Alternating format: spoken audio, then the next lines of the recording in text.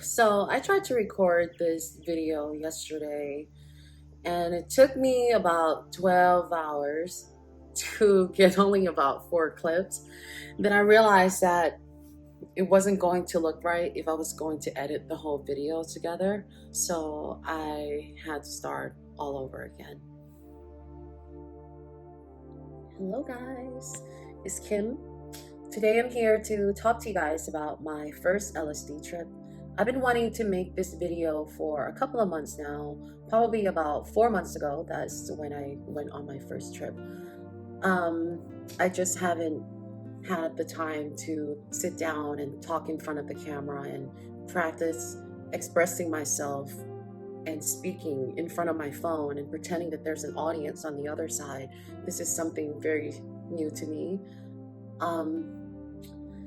I needed time to process everything that I went through from the experience, how it affected me, and what I'm still processing through now. So I hope that this video can come off as genuine as possible. And I do hope that you guys find this as informative and as enlightening as I did when I had my experience. I've never thought about doing psychedelic before until recently.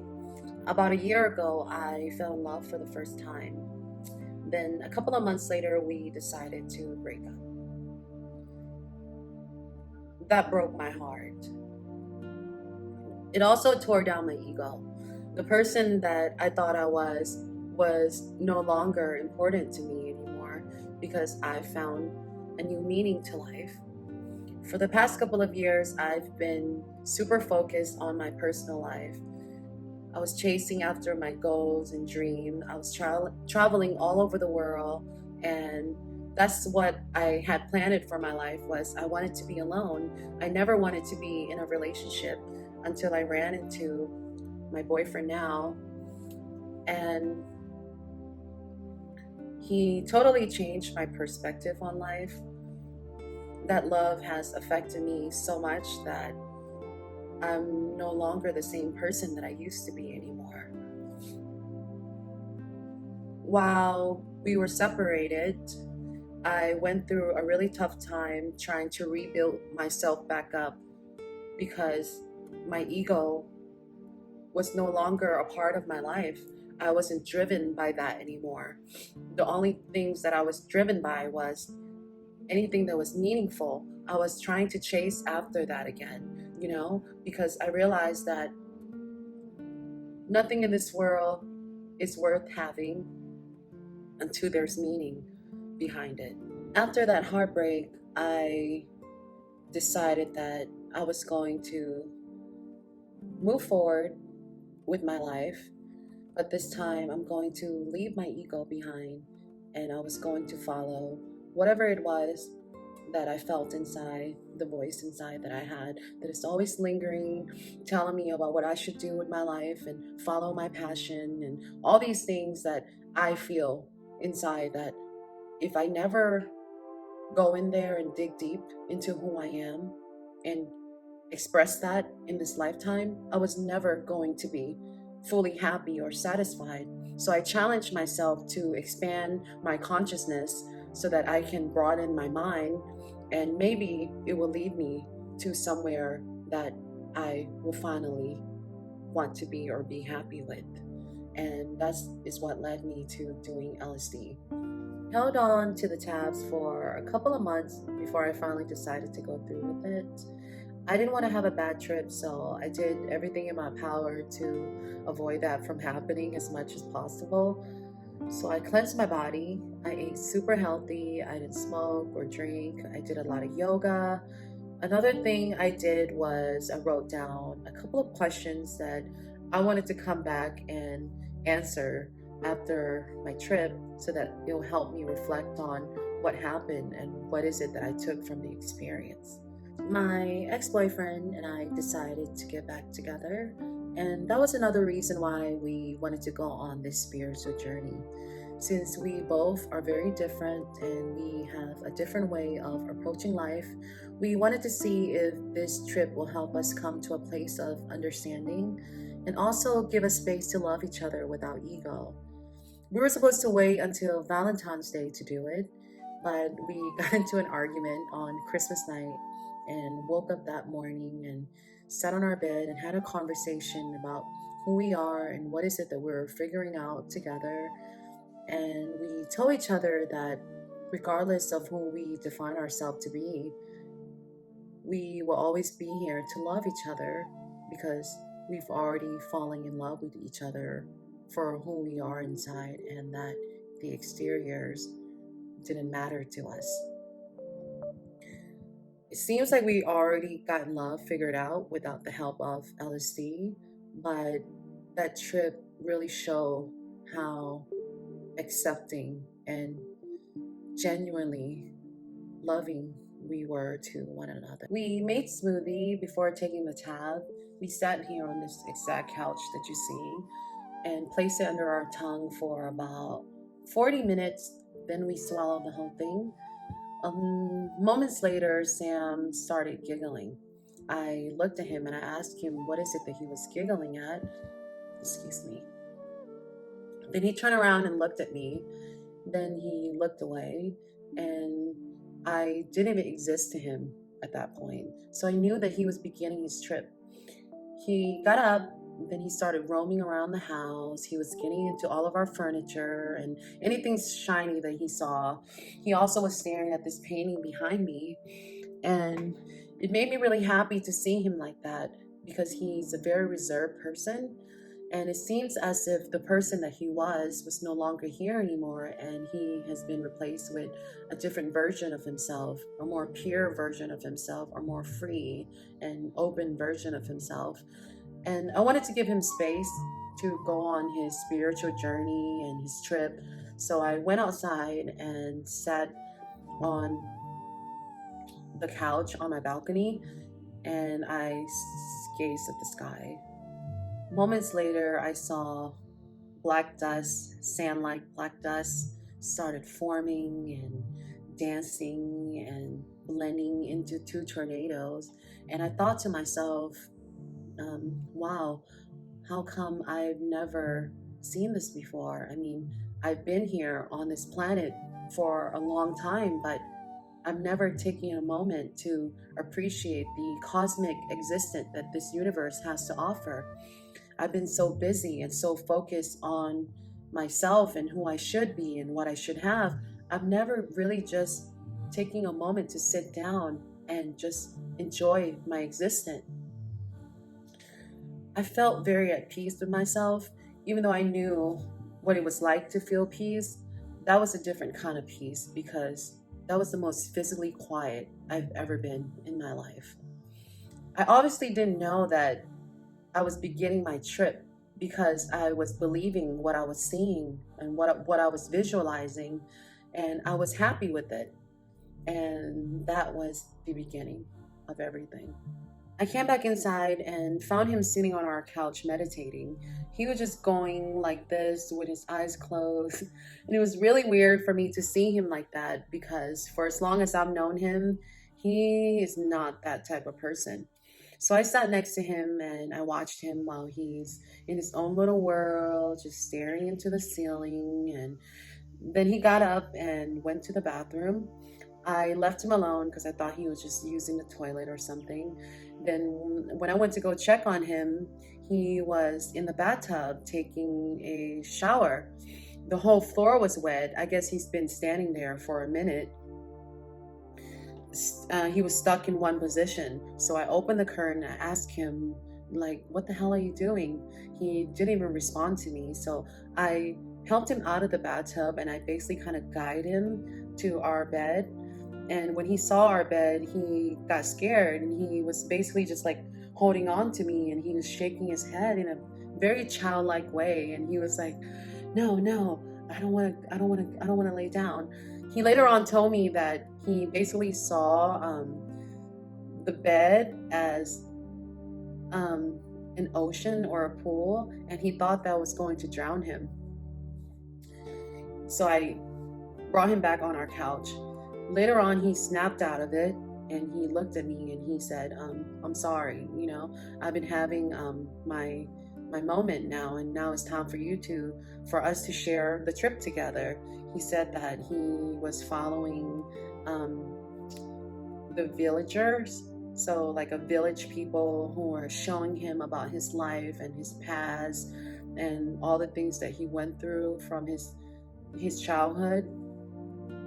I guess that's why like he's the reserved person that he is, because he'd never taken the time to go back and reflect on himself, because he wanted to avoid all the traumatic experience that he went through overall. So he just avoided just who he was for a really long time.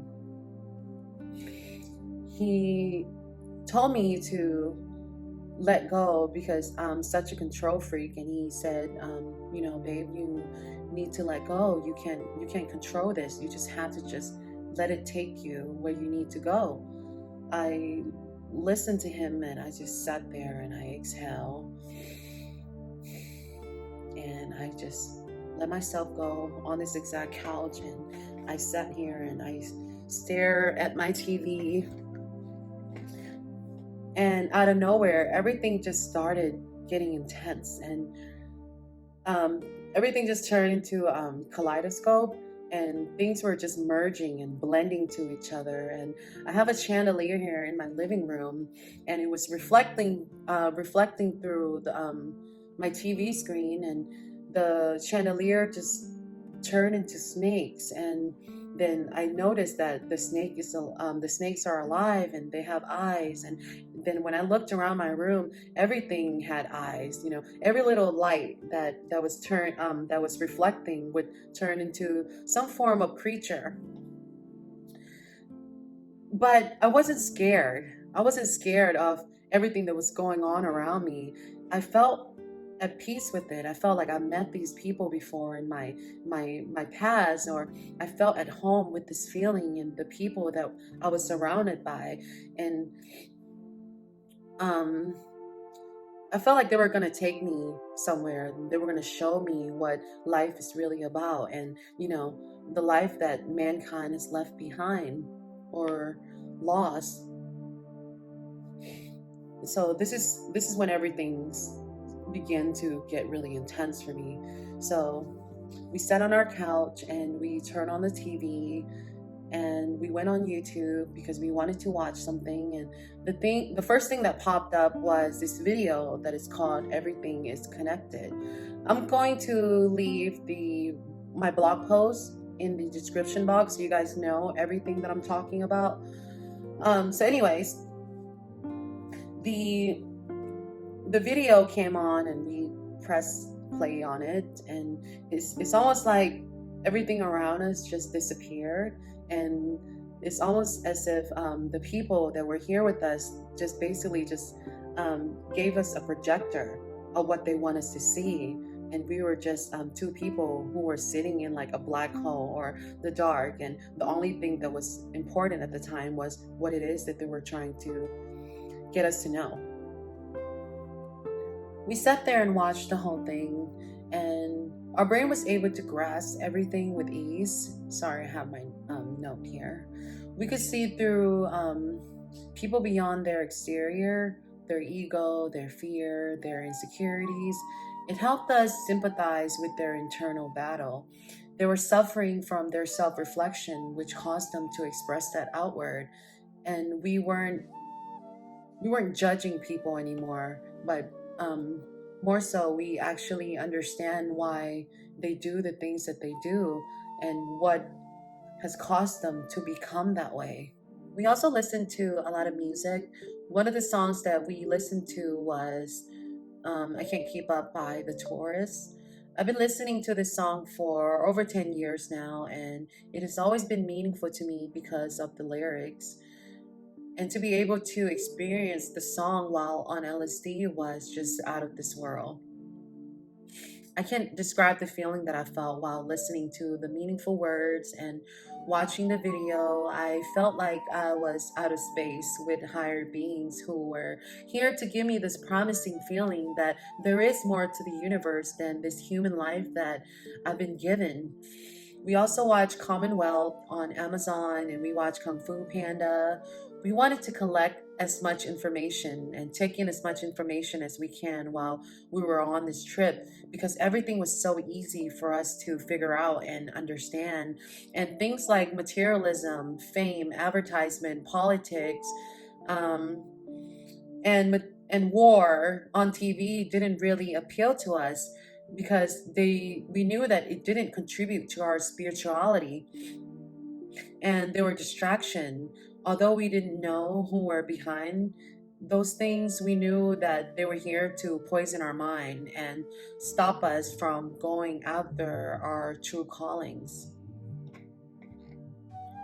At some point, my boyfriend expressed to me that somehow all of his anger and resentment disappeared from his body, that he no longer feel negative feelings towards anyone in his life or his past anymore, which is very big coming from someone like him.